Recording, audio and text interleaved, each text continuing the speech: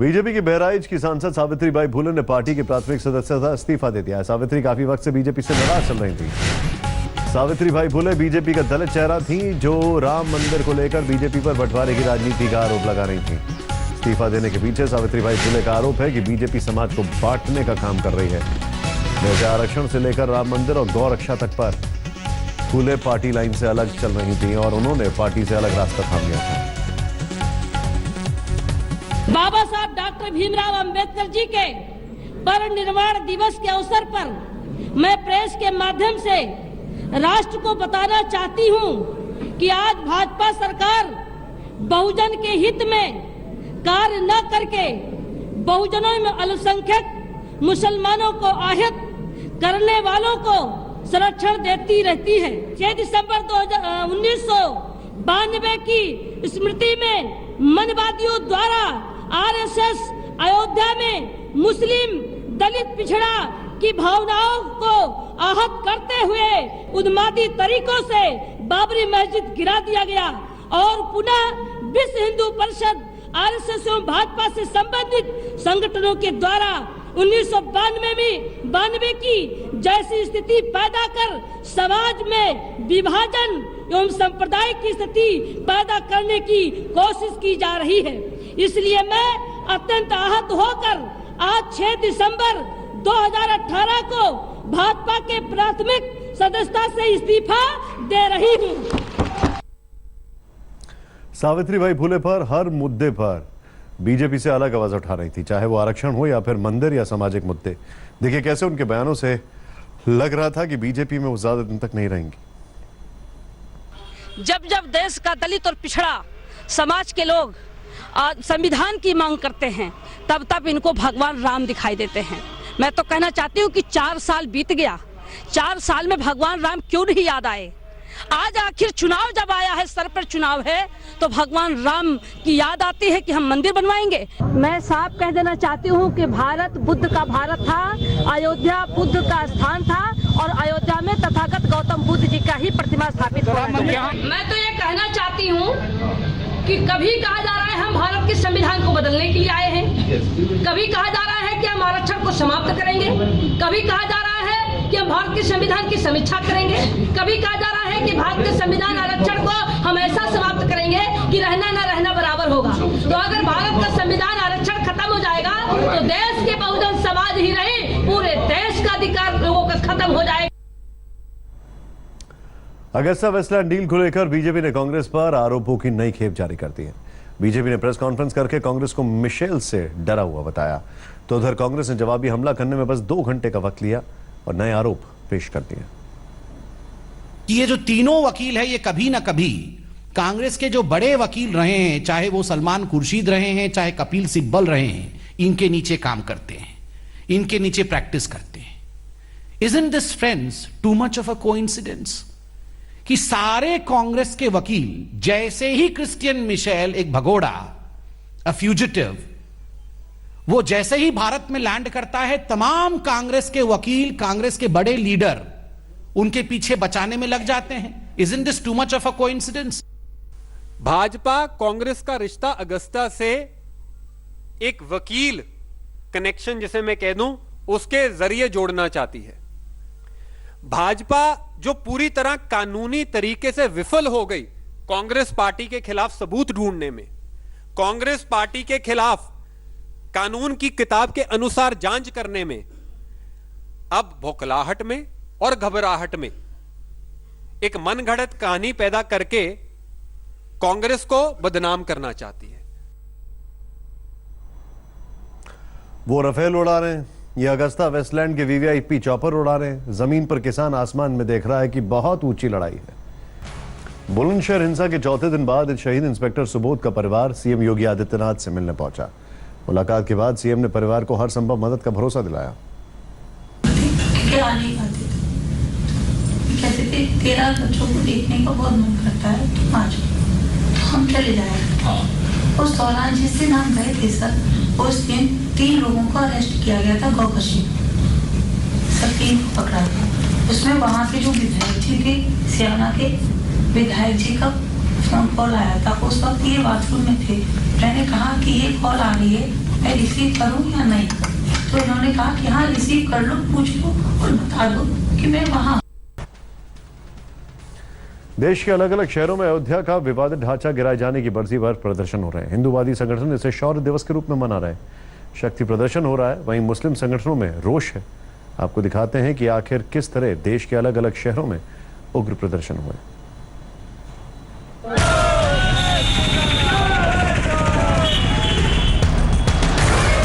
इन तस्वीरों को देखिए, जुबान पर जय श्री राम के नारे और हाथों में नंगी तलवारें।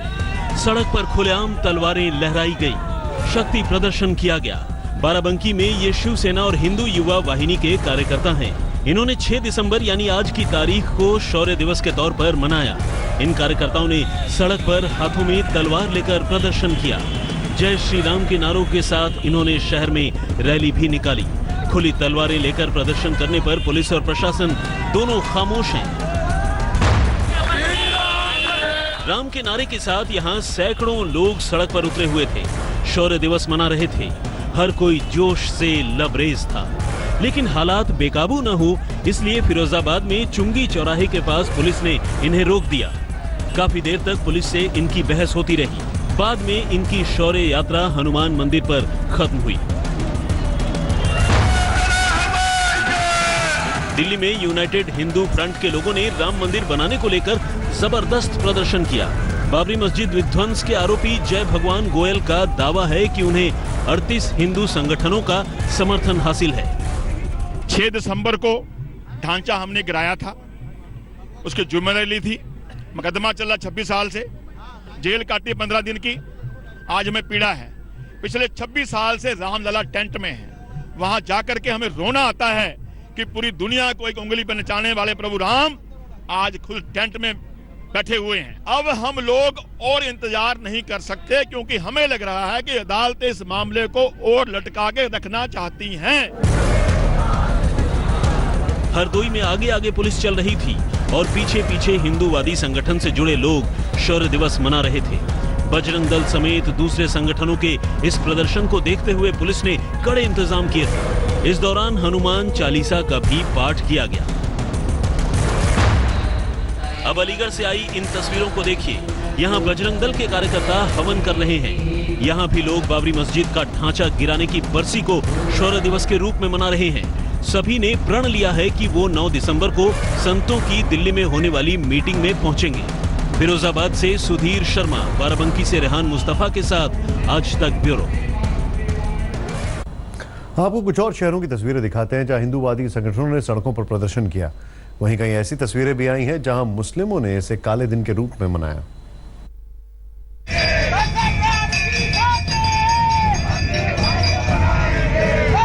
ये एक ही शहर की तस्वीरें हैं। उत्तर प्रदेश के संभल में कहीं जश्न मनाया जा रहा है तो कहीं लोग शोक में डूबे हुए। हाथों पर काली पट्टी बांध रखी है। बाबरी मस्जिद ढांचा ध्वस्त किए जाने की आज बरसी। इस मौके पर संभल में अलग अलग जगह प्रदर्शन हुआ।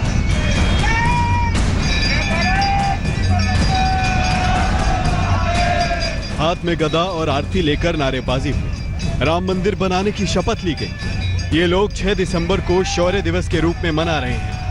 इनका मानना है कि बाबर लुटेरा था, उसने मंदिर तोड़कर मस्जिद बनाई। आज पूरे देश का माहौल जो है वो राम मंदिर की परिकल्पना के लिए है। आज सभी चाहते हैं कि सरकार पूर्ण बहुमत में है। जो राम के नाम पर सरकार बनी थी उसको आज राम मंदिर बनवाना चाहिए था। अब इसी शहर में एक और तस्वीर देखिए। हाथों पर काली पट्टी बंधी हुई है। अल्लाह से दुआ कर रहे हैं। इन्होंने एसडीएम को ज्ञापन सौंपा है कि विवादित जगह पर फिर से मस्जिद बनाई जाए। यहाँ के तमाम मुस्लिम जो है भारत सरकार से ये अपील करती है और पिछले 25 बरस से ये अपील करती चली आई है और आज 26वां बरस है। बाबरी मस्जिद को जो बेदर्दी के साथ वहाँ से मुनहदम कर दिया गया है। हम तमाम मुसलमानों की आवाम की ये मांग है कि भारत सरकार उसे उसी जगह पर दोबारा से कायम फरमाए। दिल्ली के जंतर मंतर में शिवसेना ने बड़ा प्रदर्शन किया। इस दौरान शिव सैनिक पैदल मार्च निकालना चाह रहे थे, लेकिन पुलिस ने बैरिकेडिंग लगाकर उन्हें रोक दिया। इस बीच शिव सैनिकों की पुलिस से झड़प भी हो गई। शिव सैनिक कह रहे थे इन्होंने पिछले दिनों अयोध्या में सरकार पर दबाव बनाया। अब दिल्ली की इस तस्वीर को देखिए। यहाँ पार्लियामेंट स्ट्रीट पर सोशल डेमोक्रेटिक पार्टी ने बाबरी मस्जिद गिराए जाने के खिलाफ प्रदर्शन किया। इस प्रदर्शन में सैकड़ों की संख्या में लोग शामिल हुए और बाबरी मस्जिद गिराए जाने की घटना को संविधान के खिलाफ बताया। दिल्ली में वामपंथी संगठनों ने प्रदर्शन किया। इस प्रदर्शन में वृंदा करात से लेकर डी राजा जैसे कई नेताओं ने शिरकत की।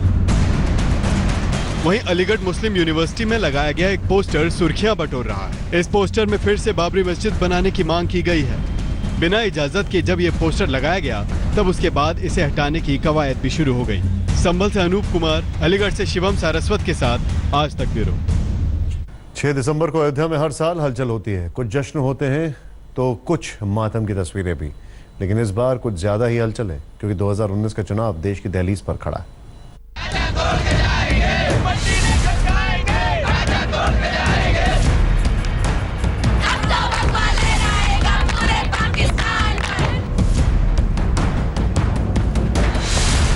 तारीख के पन्नों पर 6 दिसंबर करवट लेती है और अयोध्या की फिजाओं में सियासत हिलोरे लेने लगती है। आज फिर 6 दिसंबर है तो अयोध्या में हलचल, सुरक्षा चुस्त है, संगीनों की पहरेदारी है, लेकिन राजनीति पर कभी कोई पहरा लग सका है क्या? राम मंदिर पर राजनीति नई अंगड़ाई ले रही है। जरा गिरिराज सिंह को सुनिए और समझिए कि सियासत का अयोध्या कांड आज भी कितना मौजूद है। मैं समझता हूं काला दिवस मनाने वालों को प्रायश्चित करना चाहिए कि 1947 में बंटवारा किसने किया था। आज मेरे हजारों मंदिर वहां तोड़ दिए गए। हमारी संख्या जो हिंदू समाज थे, एक मीडिया ने कहा 22 से 1 हो गए, यहाँ 3 से 30 हो गए। तुम मुझे 3 भी नहीं दे सकते। गिरिराज सिंह गरज गरज कर अयोध्या के अग्निकुंड में घी डाल रहे हैं क्योंकि राम मंदिर के बगैर उनकी राजनीति आगे नहीं बढ़ सकती। बीजेपी में ऐसे कई नेता हैं जिनकी आंखें अयोध्या का जिक्र होते ही चमकने लगती हैं। हरियाणा की खट्टर सरकार में मंत्री अनिल विज ऐसे ही नेताओं में से जिनकी जुबान को 6 दिसंबर के दिन पंख लग जाते हैं। जिस दिन बाबर मजबूत था, शक्तिशाली था, उसने सदियों से बना हुआ राम मंदिर गिराकर वहां पर मस्जिद बना दी। जिस दिन हिंदू शक्तिशाली हुए, जिस दिन राम भक्त शक्तिशाली हुए, उन्होंने वो ढांचा गिरा दिया। और शक्तिशाली हो जाएंगे तो उस दिन राम मंदिर भी वहां पर बन जाएगा। गिरिराज केंद्र सरकार में मंत्री हैं, अनिल विज राज्य सरकार में मंत्री हैं। दोनों जानते हैं अयोध्या में मंदिर बनने के रास्ते क्या क्या हो सकते हैं। मामला सुप्रीम कोर्ट में फंसा है, जहां ना गिरिराज की चलेगी ना विज की। दूसरा रास्ता संसद का है, लेकिन इनकी अपनी ही पार्टी बीजेपी अध्यादेश लाने पर आनाकानी कर रही है। फिर अयोध्या पर वीर रस में डूबा बयान देने का आखिर क्या मतलब है? हम लोगों की सबसे यही अपील है कि सब लोग बहुत ही अमन के साथ इस दिन के लिए मस्जिदों में जमा हो करके बाबरी मस्जिद के लिए और इस केस में कामयाबी के लिए खुसूसी अल्लाह ताला से दुआएं करें। अयोध्या पर सरकारें बनती हैं, गिरती हैं, लेकिन अयोध्या आज भी उसी मुकाम पर खड़ा है। हिंदुस्तान की राजनीति में एक प्रतीक बनकर, हिंदुओं के लिए आस्था का तो मुसलमानों के लिए विध्वंस का। सरयू में सियासत का पानी कितना और बढ़ेगा कोई नहीं जानता। फिलहाल तो 2019 का चुनाव दहलीज पर है तो अयोध्या सबके लिए अहम बन गया है। कानपुर में रंजय सिंह के साथ सत्येंद्र चौहान, चंडीगढ़ आज तक। काशी की खूबसूरती बढ़ाई जा रही है, इसे क्योटो बनाने की कोशिश हो रही है, लेकिन वाराणसी की जनता के लिए सरकार का ये प्लान मुश्किल लेकर आया है। जिस तरह बेतहाशा इमारतें तोड़ी जा रही हैं, उससे तो काशी की पहचान ही खतरे में पड़ सकती है।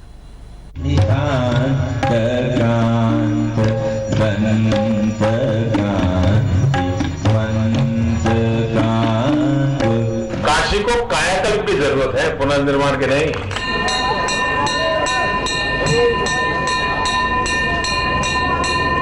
काशी की आत्मा वैसी की वैसी रहनी चाहिए और चीजें बनती जानी चाहिए।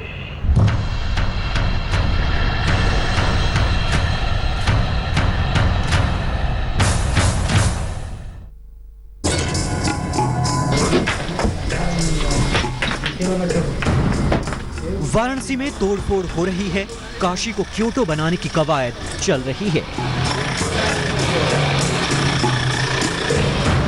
पुरानी इमारतें ध्वस्त हो रही हैं, शिव की नगरी को सुंदर बनाया जा रहा है।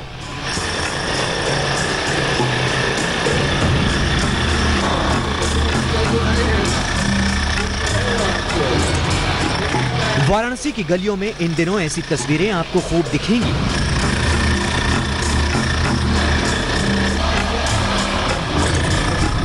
कुदाल फावड़े की आवाज आपको खूब सुनाई देगी।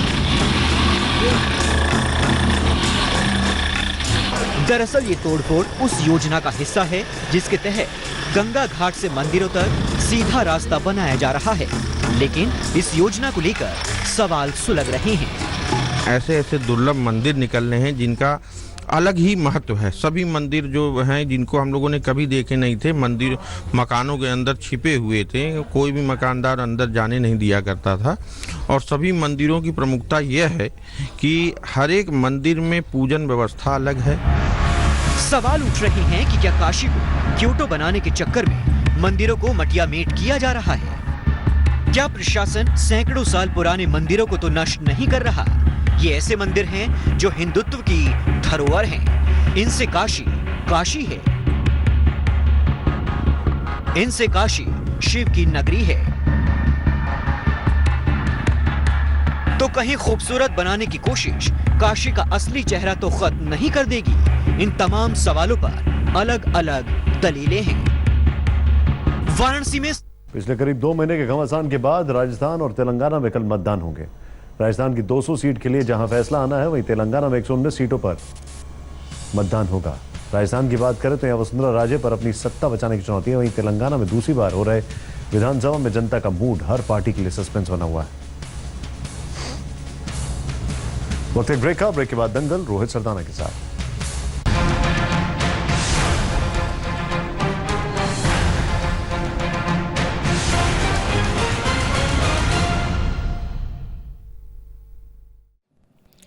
लेटेस्ट खबरों के लिए यूं ही देखते रहिए आज तक, और इस वीडियो के पसंद आने पर लाइक, शेयर एंड सब्सक्राइब करना ना भूलें।